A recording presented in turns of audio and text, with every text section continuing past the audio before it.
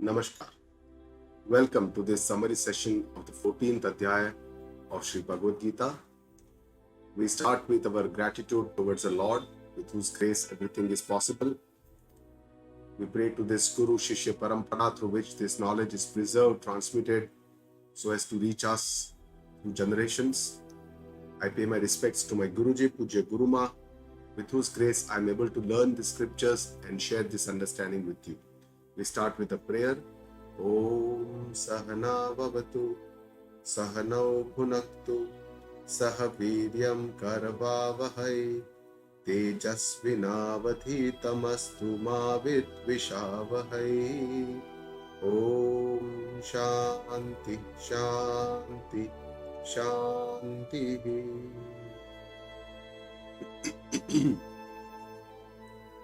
So before going to the 14th Adhyaya, let us just see the relation between the 12th, 13th and the 14th Adhyaya. In the 12th Adhyaya, Bhagwan talked about the Bhakti Yoga, and then in the 13th Adhyaya, Bhagwan talked about Shitra, Shitragna Viveka and the Prakriti Purusha Viveka, essentially showing us that this Kshetra, this Prakriti is made up of several elements, 24 Tattva, and the Kshetragna, Chapi Mam Vidhi, Bhagwan says, I am the knower of all this. And he says Kshetra and Kshetragna are different, knower is only one, Kshetra is several. And Bhagwan says he is the Param Tattva, so that he is the knower of all this. And how to reach this Gnana, Bhagwan talked about this Atma Gnana, how to reach this. He talked about the Sadguna Sampatti from the 7th to the 11th shloka in the 13th Adhyaya, Amanitvam, Adambitvam, and all the other Sadguna. And then we talked about Atma Gnana, what is that Nirguna Atma Swarupa, how we can achieve that, what is that sadhana. And he talked about the Jeev Brahma Ekya Tattva Masi, and all this was talked about in the 13th Adhyaya, which is a central pillar of the Bhagavad Gita. And almost everything has been said by the Lord. But to understand this for us, assimilation of this knowledge is not easy, because our sanskaras, our impressions of our so many janmas and our karmas have been quite contrary, and they are very, very strong. They are very dhada sanskara. And that's why to assimilate this, to understand this, what Lord Krishna is telling us is something very different. And that's why now in the 14th Adhyaya, Bhagavan is now having grace on us. He's doing the Twampada Vistara. That means the Jiva Swarupa. Twampada is a Jiva Swarupa, Aham, or the Twampad, when the Guruji tells us Tat Twamasi or Aham Brahmasmi, that Aham Pada is a Jiva Pada, and that Vistara. And Bhagavan shows that the Jiva is made up of three gunas, the Prakriti, the Jagata is also Trigunatmika. And Bhagavan shows us in this Adhyaya how gunas determine our human behavior, how we behave, and how should we imbibe more and more Sattva Guna. That is the idea. And finally, the idea of the Lord is how we can transcend these three gunas and become Triguna Atita. And then in the next Adhyaya, 15th Adhyaya, Bhagavan will talk about the Tatpad Vistara. It's also called the Pushottama Yoga, where the Bhagavan is talking about his own Moola Swarupa, his root, original form of the Lord, and shows how Uttama Purusha and Urdhva Moola Mother Shakha, Bhagavan is the root cause, root of everything, how we should reach that root, back to the root. So let us talk about the 14th Adhyaya right now, which is called the Gunatraya Vibhaga Yoga. So it is the communion with the Lord, yoga, by understanding the distinction, the Vibhaga of the Triguna, the three gunas. The three gunas are the Sattva, Rajas and the Tamas. And Bhagavan talks about these detailed description of these three gunas, which is the Swarupa of the Jiva. And the entire creation, Prakriti, is made up of these three gunas, but the creation is made up of Prakriti and Sanyoga of Purusha. So communion of the Prakriti and Purusha forms the creation. That is what Bhagavan is talking about in this Adhyaya. He shows us how these three gunas are the cause for our bondage, are the cause for our attachments, are the cause why we are so intricately involved in the samsara. And he describes each guna separately, how they work, how they bind, and how do we know that which guna is working when, what is our personality made up of, and at what particular time which guna is active. How do we know this? And then he talks about the onward journey of the jiva after death, what happens based on our guna and our karma. And at the time of the death, what is our predominant guna? Is it sattva, rajas or tamas? Our onward journey, the jiva's next journey, the next janam depends on this. And finally, Bhagavan says that, the central idea of this entire Gita Ji is to get above the three gunas, transcending these three gunas. In the second Adhyaya, Bhagavan already has said, Nistray Gunyo Bhavarjuna. You have to go beyond these three gunas. The Gunatita Lakshana, Bhagavan shows that who is that person? How do we know that this is the person who has crossed or he has risen above these three gunas and has become wise and has got this wisdom? So the first shloka starts with Bhagavana. He speaks, Bhagavana Krishna speaks, says, Param Bhuya Prabhakshyami Jnananam Jnanamuttamam Yajgnatva Munaya Sarve Param Siddhimito Gataha. So Bhagavan is telling Arjuna that Param Bhuya Prabhakshyami. I'm going to tell you again this Gnanam Uttamam, the Uttama Gnana, the highest knowledge, something that is worth knowing. That is the only thing that is worth knowing in the vision of the Lord. And this is called the Paravidya. It is the knowledge of the Atman. It is the spiritual knowledge. It is the Adhyatmic Gnana that Bhagavan is talking about here. He has already said that in the second Adhyaya, in the Gnana Karma Sannyasa Yoga, also he's talked about that. In the 13th Adhyaya, Bhagavan has talked about that. Akshar Brahma Yoga, he spoke about this knowledge.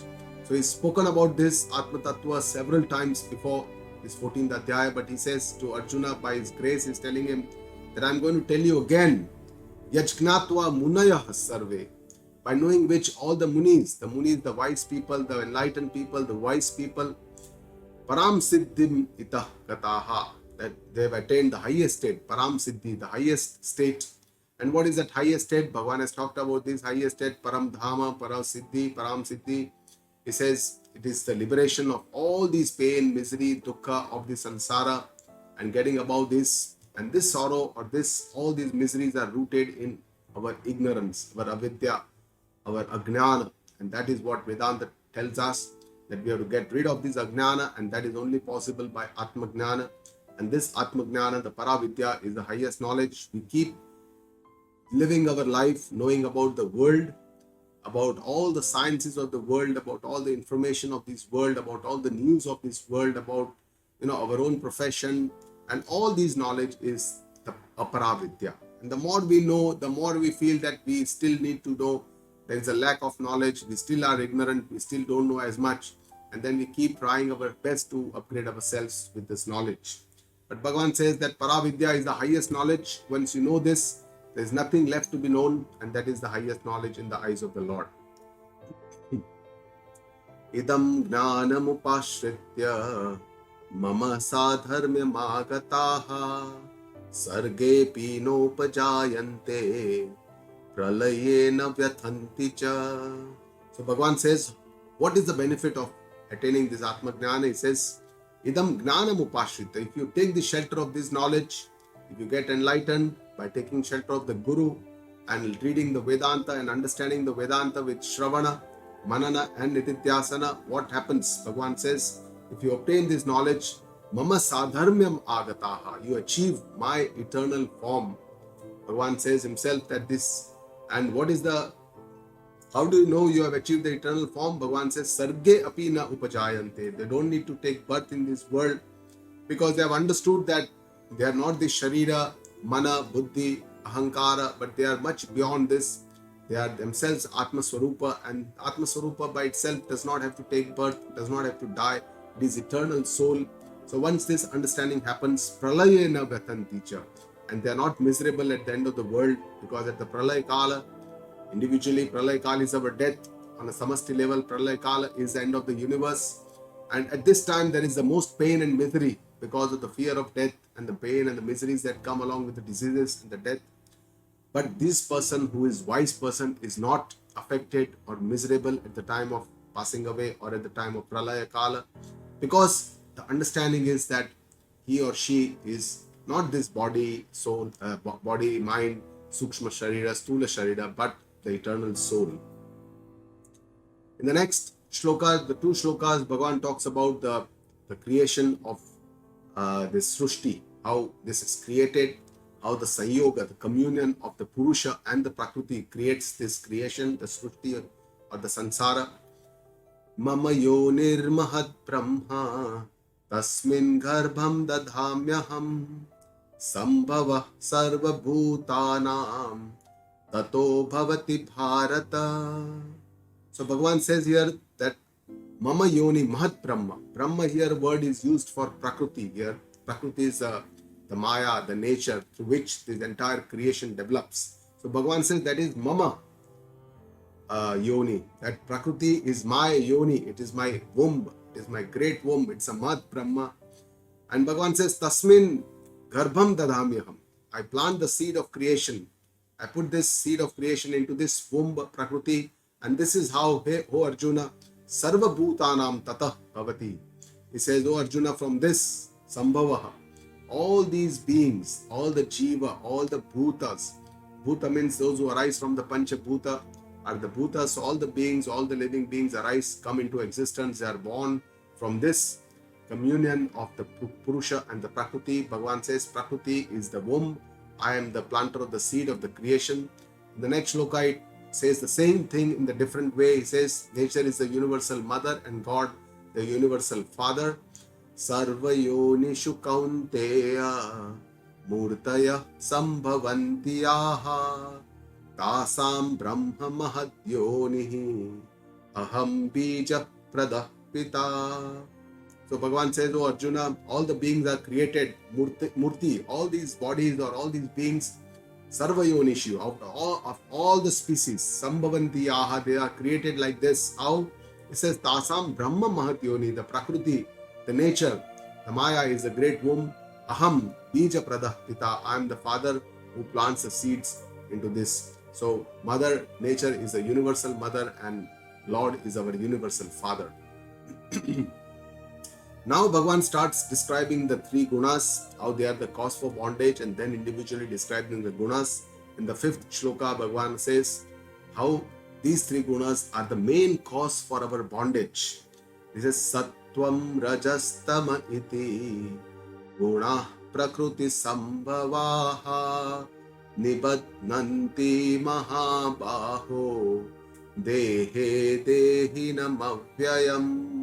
So Bhagavan says, oh Mahabhaho Arjun, you have won over great warriors, but now this is the thing that you have to win over, this internal understanding that is the most important. You need to understand. Bhagavan says, Sattvam Rajas Tama iti three guna. All these Sattva, Rajas, Tamas, these three gunas, Prakriti Sambhavaha, they arise from the Prakriti. They arise from the nature, the Maya.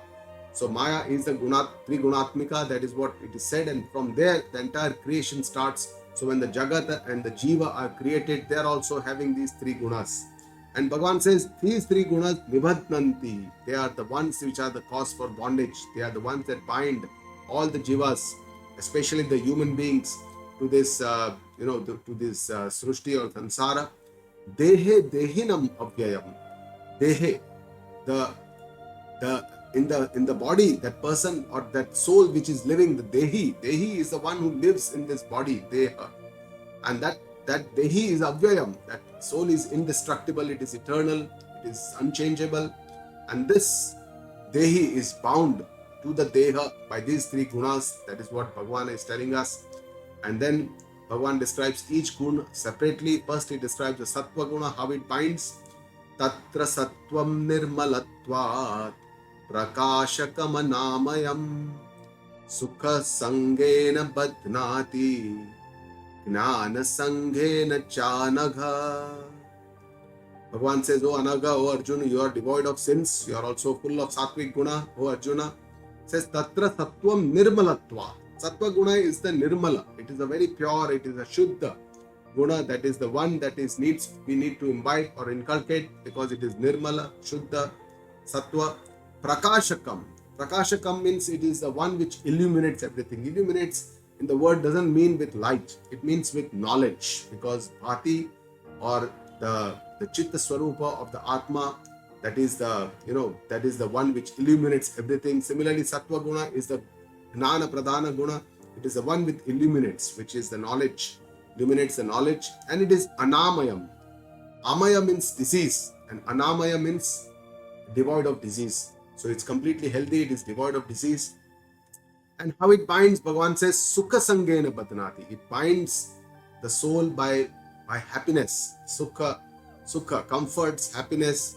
And because Sukha gives you happiness, because it gives you comfort, it gives you a calm mind, there is a desire to have it again and again. So Sattva Guna is not that it does not bind. Sattva also binds. It binds by happiness, by the desires to be happy all the time. And the other way it binds is Gnana Sangena Cha. Bhagavan says it binds you by knowledge. Because Sattva Guna is related directly to Gnana, with knowledge. So when we have knowledge, we have education, we learn something. The more and more educated we are, the more and more pride of the knowledge we have. Similarly, about our caste, about our profession, about our education, about our power, about our position. So all these we have a lot of pride, and this also binds. This pride also binds us. This doership, this kartutva also binds us. So Bhagavan tells us that Sattva Guna binds by making you happy, by the desire, and by knowledge. Sukha Sangena, Cha Gnana Sangena. Now the next shloka talks about how the Raja Guna binds. It says, Rajo Ragatmakam Vidhi Trushna Sanga Samudbhavam Tanni Badhnati Kaunteya Karma Sangena Dehinam. So Bhagavan says, O Arjuna, son of Kunti, Bhagavan is telling Arjuna with a lot of different names. He says, Raja, Ragatmakam Vidhi. Know that Raja Gun colors your vision, does not allow you to see clearly. And how does it do that? Trushna. Trushna are desires. Our Ichha. We have a lot of desires. We have a lot of Ichhas. Sangha. It attaches us to all these desires. Sangha, Samudbhavam. That is how it colors our vision. And what it leads to? This Ichha leads to Karma Sangena Dehinam. Ichha leads to our karma. Because the more and more desires we have, the more and more we want to achieve, the more and more we have to do action. Because without action, without karma, we cannot achieve what we want to do by desires. And that's why it binds us by this sangha, by the attachment to karma. We keep doing it, we keep doing our karmas. This is our regular experience every day in and out. There are so many desires. We want to achieve this, we want to do this, we want to do that, and that inspires us into more and more action, and we keep doing these actions. And this is the work of the Rajasa Guna. Bhagavan says this is how it creates ragatmakam. It creates a colored vision, it creates raga, attachment, it creates desires. It leads us to karma, more and more passion towards our actions. And how the tamas gun binds, Bhagavan says, tamas tvajnanajam vidhi mohanam sarva dehinam pramadalasya nidravihi tannibadhnati bharata. So Bhagavan says, oh Arjuna, tamas tu agnana jam vidhi. Know that tamasas arises from ignorance. Agnana is the root cause of this tamasa guna, avidya. Mohanam sarva dehinam. And what it leads to? It deludes all the people. It creates moha. So moha also does not allow us to see the right thing. It lacks our discrimination power, is lost, aviveka. And because of this, we cannot see the correct thing. That is what moha causes, attachment. A lot of our attachment, we know that we are attached to our children, our parents, our close and one family members, and all these people around. And how this moha to our wealth, to our comforts, to our home, to our to our clothes, to certain foods, how we are all attached, and that is what is called as the moha. And what it leads to? It leads to pramada, alasya, and nidra. That is how it manifests in our life. Pramada means we don't have the clarity, or we don't do what is needed to be done to reach our goals, and that's why it is called negligence for our goal. Or we don't go towards our goal. That is pramada. We keep doing something else instead what we need to do. Alasya. Alasya means laziness. We don't do something what needs to be done. That is alasya. Keep on postponing whatever needs to be done. Nidra bihi. Excess sleep also is a tamasa guna.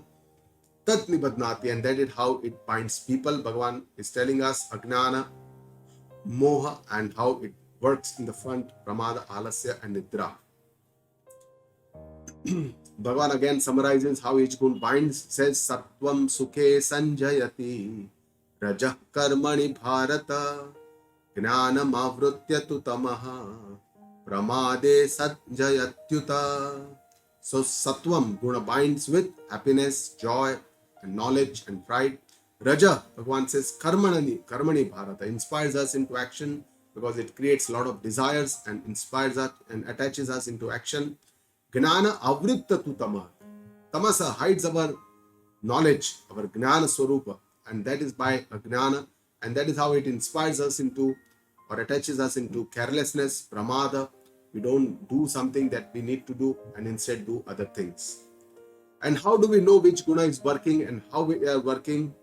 Because the three gunas make our character and our personality, but how do we know whether the sattva is the predominant or the rajas is the predominant? How do we know? Bhagavan says, rajas tamas chabhibhuyaha sattvam bhavati bharata rajah sattvam tamaschaiva tamah sattvam rajastatha. So how sattva guna works? Sattva guna, Bhagavan says, oh Arjuna, raja tama abhibhuya. So it works by suppressing the raja and the tama guna. And this is how sattva works. And Bhagavan says, how does the raja become predominant? By suppressing the sattvam tama eva. So suppresses the tama, sattva and the tamasa guna. And how does the tama guna become prominent? Sattvam raja tatha. Means it works by suppressing the sattva and the rajas guna. So how these three gunas make our personality, how they work. Say for example, somebody has about 60% of sattva guna and 30% of raja and 30% of tama. Then 60% of sattva, 20% of raja, 20% of tama. So that makes 100%. So tattva is a prominent, it will suppress the raja and the tama, and the personality of this person would be sattvic. Whereas if the sattva guna is say 40%, raja is 30%, and tama is 30%, then obviously raja, tama are the more predominant and sattva will be more suppressed.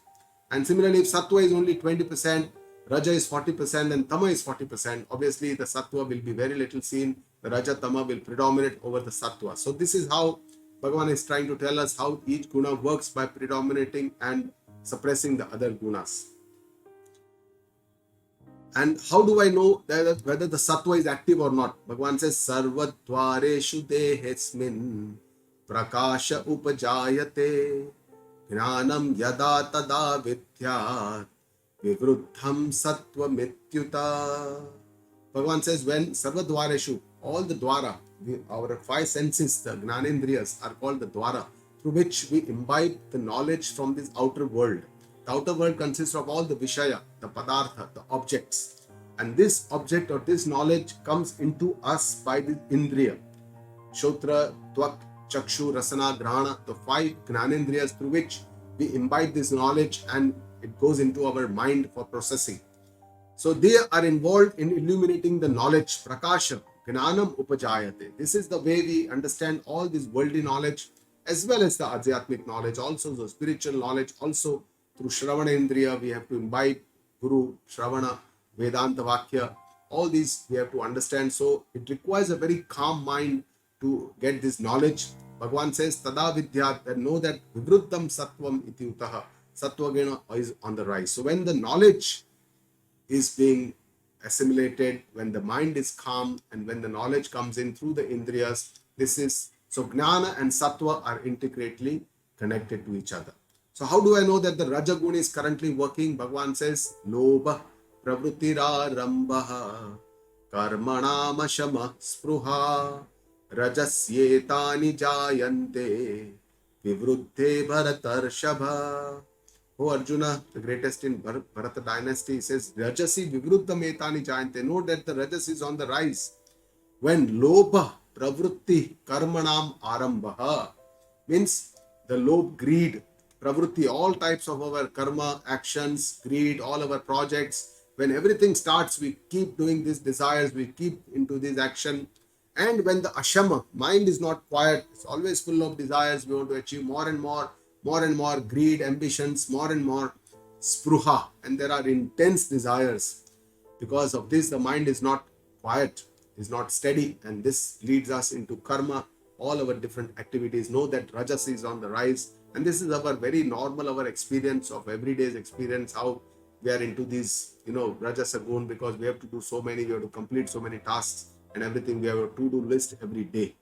And how do I know that the tamas is active currently? Bhagavan says, hey Kuru Nandana, ho Arjuna, gives him different names, give different salutations to Arjuna. Tamasi vivruddhe tani jayante. No, tamasi is on the rise when aprakasha, when the mind is clouded, doesn't feel like learning, there is apravrutti, there is a body becomes lazy, we don't want to do something, pramada, when there is dereliction from our duty, and moha. Moha is undue attachment which hampers our vivek, discrimination. Then you know that tamasa is on the rise, because all this is the work of ajnana, moha, pramada, moha, alasya, nidra. All this is a function of the tamasa guna. So far Bhagavan has talked about the three gunas, the sattva, rajasa, tamasa. The entire world works on this trigunatmika jagata, it is known as, because it is arising from the prakriti. And these three gunas control our actions, our behavior of all the beings. And this makes our personality, it makes our character, it can make the person or it can break the person depending on which guna is predominant. And because these three gunas are present in prakriti, in the karana, that's why it comes in the karya, the jiva and the jagata. And these gunas are the cause for our actions, all our actions, guna guneshu vartanta. And all these gunas affect the gunas, but our Atma Swarupa is nirguna. And even the onward journey after death is dependent on these three gunas. That is what Bhagavan is telling us in the next shlokas. Now in these few shlokas, Bhagavan is talking about the onward journey when the sattva guna is on the rise. He says, Yada sattve pravrutte tu pralayam yati deha bruta tadottama vidam lokan amalan pratipatyate.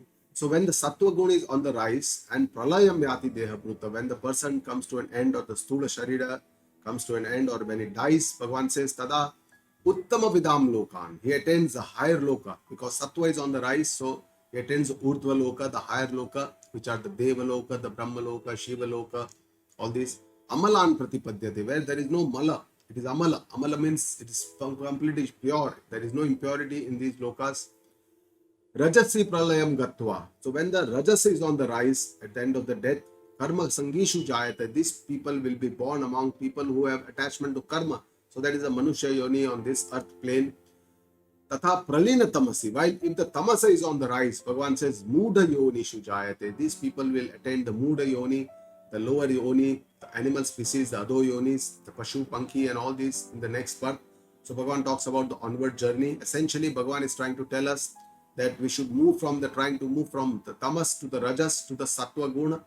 And the first teaching is that to make our life sattvika, shuddha, and only if we try to attain this during our entire life, then at the time of our passing away, we will have the sattva guna as predominant guna and we'll have a better onward journey.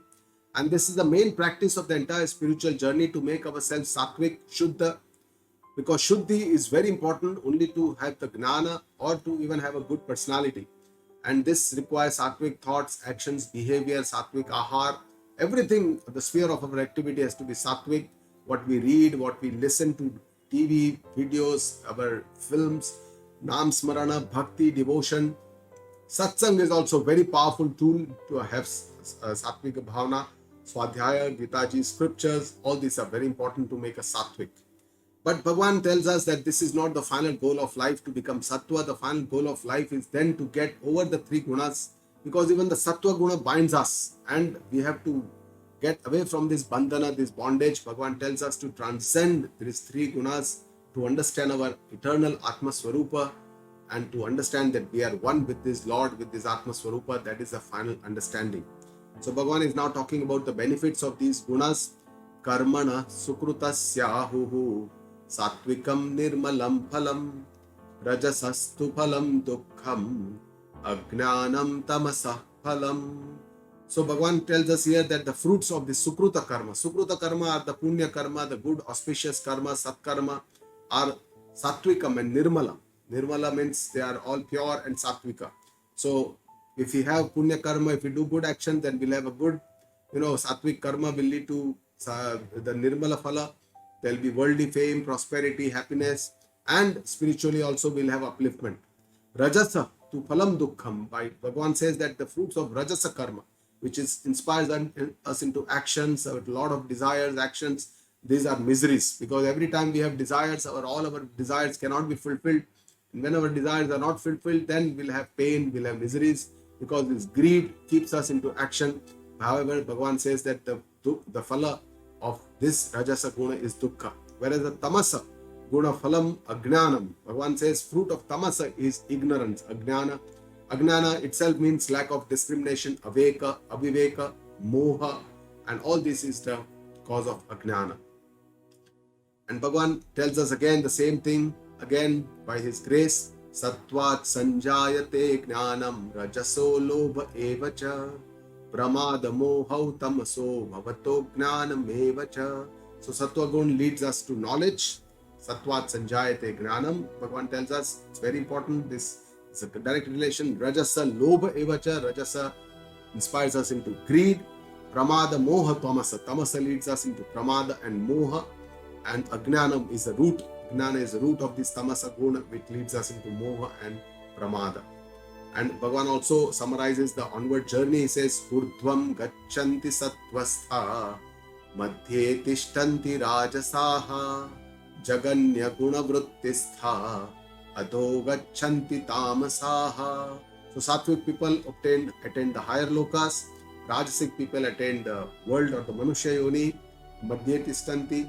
Whereas Jaganya Guna Vrittistha, those who are seated in this tamasic, the lower tendencies, they attain the lower species, Adho Yoni, and these are the Pashu Pankhi, animal species and other species. And now from the 19th shloka, Bhagavan is trying to change the subject. He is talking of the transcendence, of how we have to understand that we are different from these three gunas, and how we can understand this, and what is the benefit of understanding this. So Bhagavan says, Nanyam gunebhya kartaram yada drashtanupashyati gunebhyascha param vitti madbhavam sodhikachati. So when the wise person sees that na anya gunebhya kartaram, I am different from this karta, this guna, this I'm not this doer of these things. He says gunebhya cha param vitti, and knows that he is beyond these three gunas, the three gunatita swarupa, his atma swarupa, he understands. Then what is the benefit? Bhagavan says madbhava madhigachati, he attains my own highest self, and Bhagavan's highest self is the nirguna nirakara shuddha chaitanya atma swarupa. And when the jiva understands that he is also the same akarta atma swarupa, which is the same as the shuddha sarvavyapaka brahma chaitanya, that is what is understanding that we have achieved the highest self of the Lord, that is the aikya. Gunane tityatrin dehi deha samudbhavan janma mrityu jara dukkhaihi vimukto mrutam ashnute. So Bhagavan is telling us clearly what is the benefit of understanding this Atma Swarupa. It says etan dehi trin gunan atitya. When the self knows that he is beyond these three gunas, deha samudbhavan means these three gunas are the root cause of this birth or this body. That is how we get the birth, because of these three gunas, karma, phala, we get this human avatara. Janma mrityu jara dukkhaihi vimuktaha. He is relieved from all the miseries of the birth, death, old age, which are the attributes of the body. And he understands that he is amrutam ashnute, attains the immortality. How does he attain immortality? By knowing his own Atma Swarupa, which is immortal. And he knowing that this birth, death, and all this is the dharma of the Sharira, and I am not this Sharira, I am the Atma Swarupa, I am the soul. That is the understanding of this Jnani, by which he attains his Amrutam Ashnute. Guna Guneshu Vartanta. What does Bhagavan mean by Guna? Guna has a very wide meaning in the vision of the Lord. He says Guna is from the Maya, Prakriti consists of three guna, which is the Karana. From this the Jagata arises, which is also Trigunatmika Jagata, because it is a Karya. And all the Jivas also arise from the same Pancha Mahabhuta. They are consisting of the Stula, Shukshma and the Karana Sharira, and they are also having these three gunas. They are also part of this Karya, and the Kartrutva, the doership, is in the Jiva. But Bhagavan is trying to tell us that from all this we have to understand that I am the Atma Swarupa, I am the Chaitanya Atma. Beyond these three guna, I am Trigunatita. Gunas are the Karta, Bhokta, whereas my own Swarupa, Atma Swarupa, is Akarta, Abhokta Swarupa. And how this we can understand, it is definitely very difficult to understand, because we are firmly believe that Aham Karta, the Kartrutva, I am the doer, I am doing this, I want the appreciation, I want everything. And that's why these samskara are so deeply rooted in us, it is very difficult to understand that I am the Akarta Atma Swarupa. And entire spiritual journey is for this. It needs a very, very long spiritual journey, not just of one life, but of many lives. And it is not easy to understand this, because Vedanta is the evidence to show this. Needs a new understanding which is provided by our Shastra, and only knowledge can do this job. Only Atmagnana can do this, how we can weaken our Kartrutva and then kill it. So Guruji explains to us how this Kartrutva or this doership is a strong obstacle for us in our path, and how we can gradually dissolve this Kartrutva, which is so strongly ingrained in us, how we can loosen the grip of this, and shows us the 10 steps. Initially, to start with purifying the Kartrutva from Rajas, Tamas to Sattvic Karma. I should do what is I need to do according to my duty, Kartavya Karma, Dharma Karma, with Nishtha, with discipline, and then gradually uplift the Kartrutva by doing Karma Yoga, Nishkam Karma, and finally then loosening the Kartrutva by Ishvara Bhakti, worshipping to the God as a Nimitta Bhava, and then partnering with the God, thinking that I am the Karta, Bhagavan Karma, I am the doer, but Bhagavan is giving me the Karma Phala. With this understanding, there is the Dhrada Bhakti, 50-50 partnership with the God. And then finally we shift the Kartrutva from the Jeev to the Ishvara, that I am the doer, but Bhagavan is the one who gets everything done through me. And this is only possible with a Dhrada Bhakti. And then with this purification of the mind, we can ask this question whether God can really be a doer. Bhagavana by his own Atma Swarupa is a Karta. What is the truth? I need to understand. And then we push the Kartrutva from Ishvara to Prakriti, because we believe that Prakriti is the one which is having the 3 gunas. So all the Kartrutva has to be there in the Prakriti. And we understand this, that Prakriti is the Maya, it is the Maya Jal, this is the Kartrutva. And then the still mind again asks, can really Kartrutva be in the Prakriti or the Maya, which is Jada? No, it cannot be, because Jada cannot do the action by itself. And Atma is Chaitanya, it is Asanga, it is Akarta. There cannot be any Kartrutva in the Chaitanya Atma. So then where is the Kartrutva? And finally we have to conclude, we understand that Kartrutva is an illusion, it is a mithya. The doership, that I am doer, is a mithya. And that is what we have to, we have to kill this finally after its loosening of its grip. And that is the final, then we can achieve that final goal. Our aham is not just limited to our own body, mind, and this sanghat, but it is a universal sarvavyapaka shuddha Brahma. We understand that this is the aham brahmasmi. So that is how we can go ahead in the spiritual journey. Now, after hearing all these, Arjuna he gets inquisitive and asks a question. Kairlingaihi strin gunan etan atito bhavati prabho kimachara katham chaitan strin gunan ativartate. He says, I have 3 questions, Bhagavan, to you. That how do I know? He says, Kairlingaihi.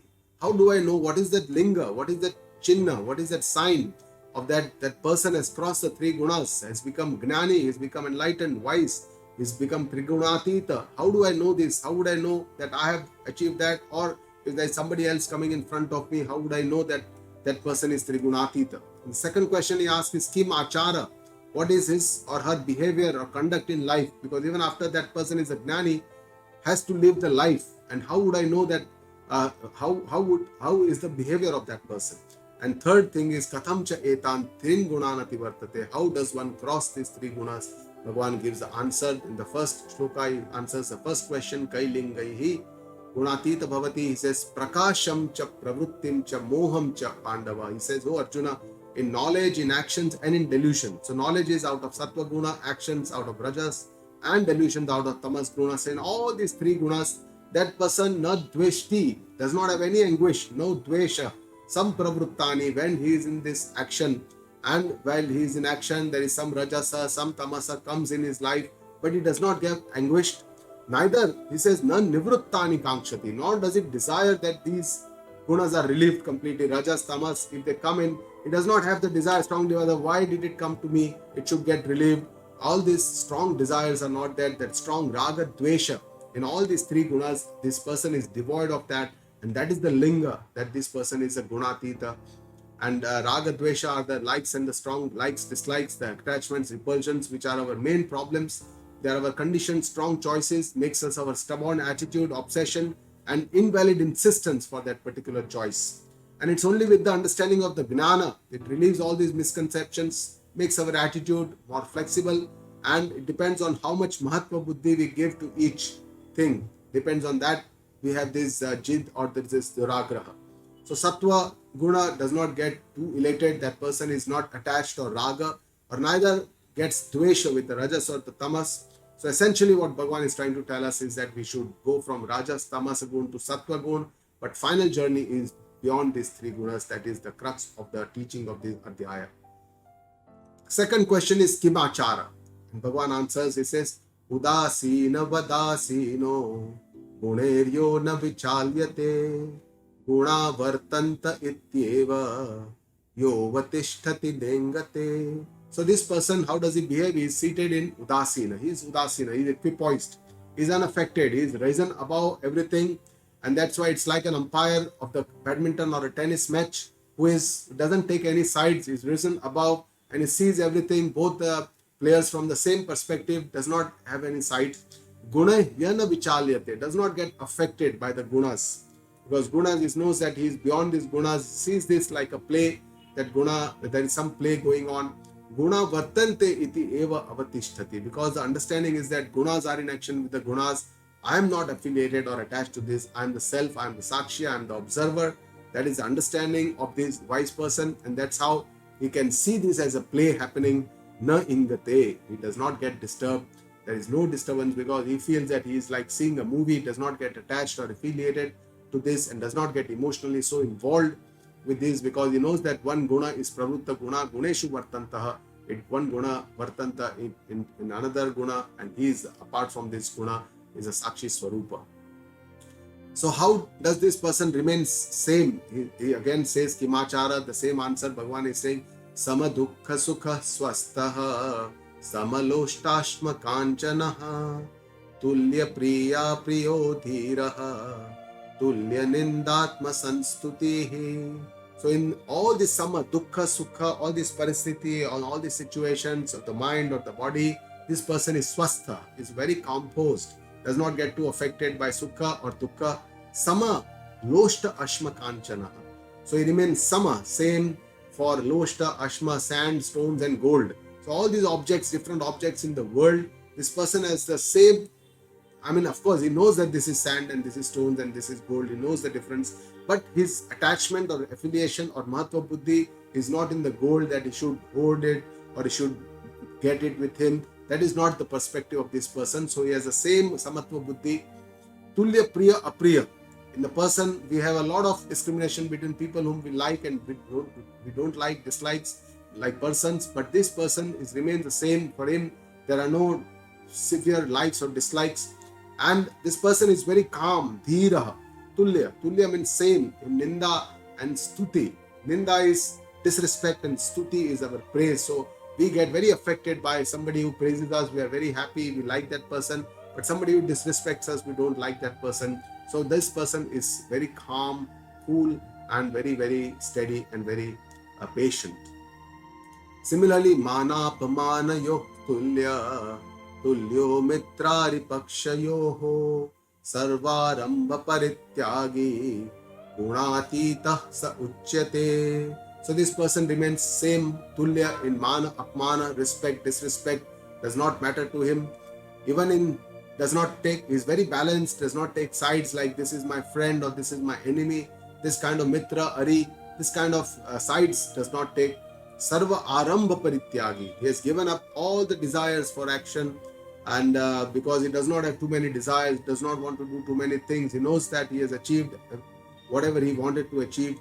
Gunatita sa uchyate. That person is called a gunatita person.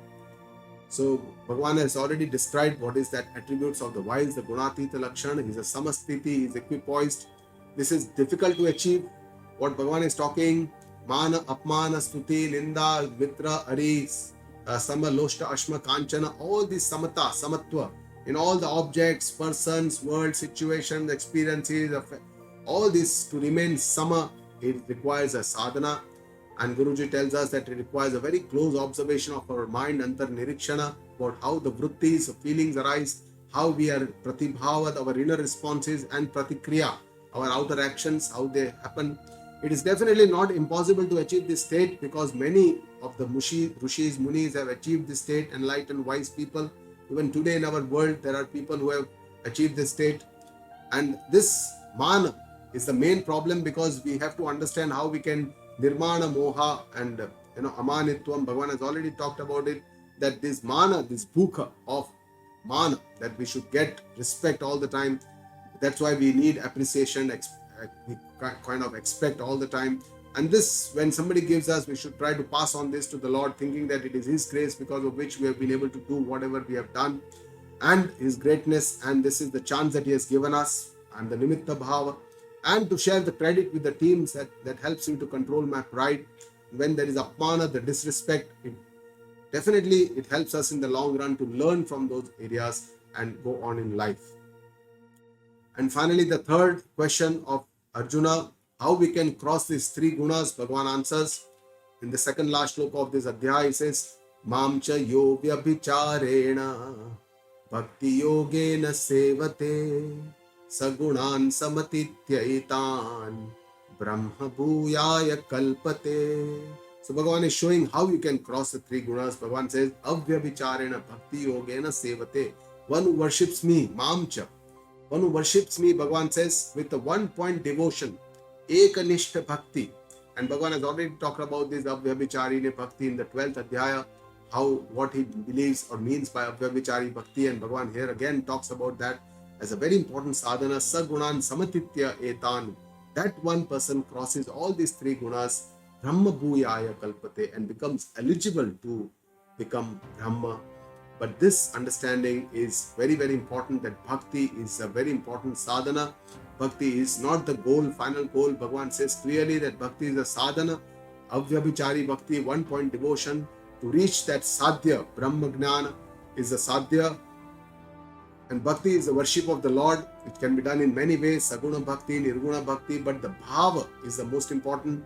And it's a very, very important sadhana for our purification of our mind.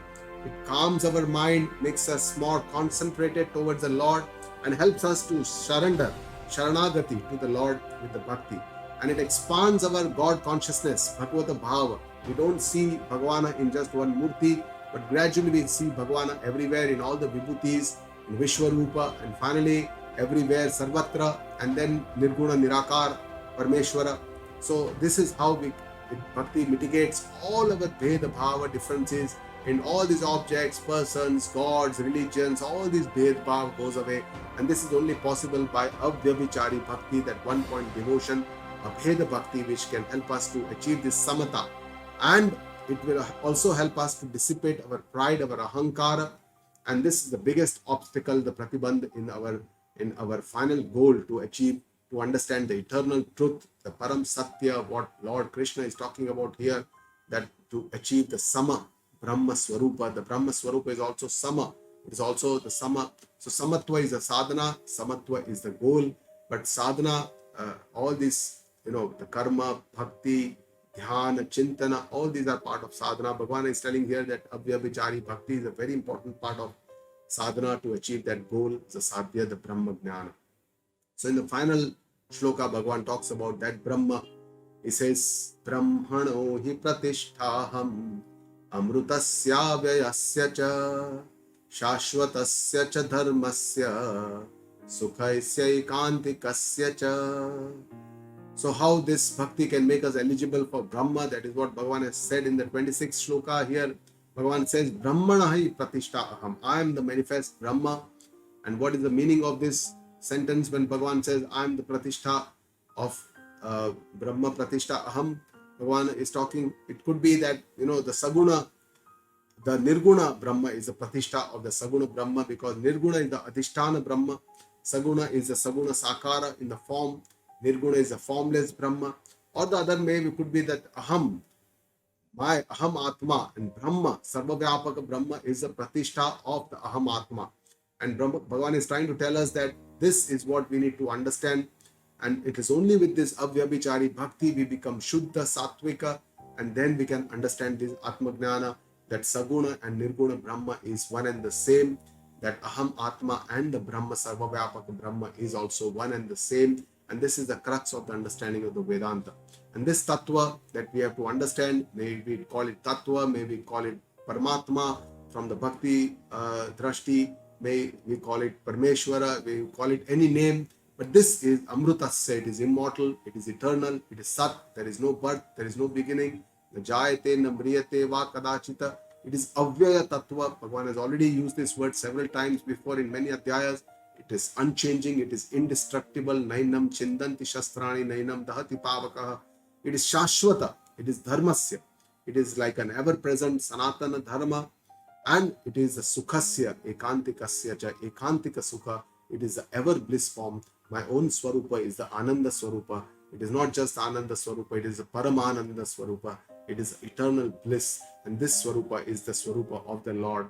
The Nirgun Nirakar Swarupa is the Sat, Chit, and the Ananda Swarupa. And I have to understand this myself.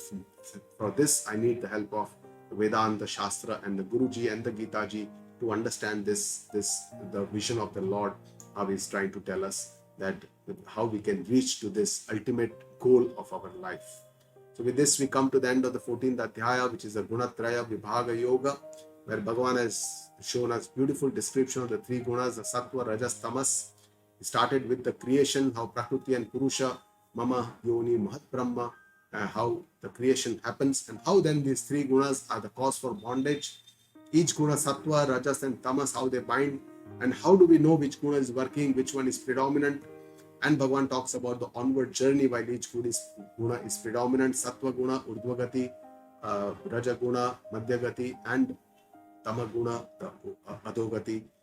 Transcending these three gunas, Bhagavan talks about the Trigunatita in the question of the Arjuna. When he asks the three questions, how do I know Gunatita? Bhagavan shows the Gunatita Lakshana, Samatva, and all this. And finally says that Bhakti is the way, that Avyabhichari Bhakti, how we can understand this Atma Gnana from Saguna. Initially, of course, it is easier. We have to go to the Nirguna Brahma, which is Adhisthana. And from Aham Atma, I have to try and understand that Brahma Sarva Vyapaka Brahma is also the same. And this is the final goal that we need to understand according to the Vedanta. So with this, we come to the end of the 14th Adhyaya. Om Tat Sata Iti Shrimad Bhagavata Gitasu Upanishatsu Brahma Vidyayam Yoga Shastre Shri Krishna Arjuna Samvade Gunatraya Vibhaga Yogo Nama Chaturdashodhyayah Sarva Dharman Parityajya Mamekam Sharanam Raja Aham Tva Sarva Papebhyo Moksha Ishyami Ma Shuchaha. Guru Brahma Guru Vishnu Guru Devo Maheshwara Guru Sakshat Parah Brahma Tasmai Shri Guruve Namaha. Om Purnamada Purnamidam Purnat Purnamudachyate Purnasya Purnamadaya Purnameva Vashishyate. Om Shanti Shanti Shanti.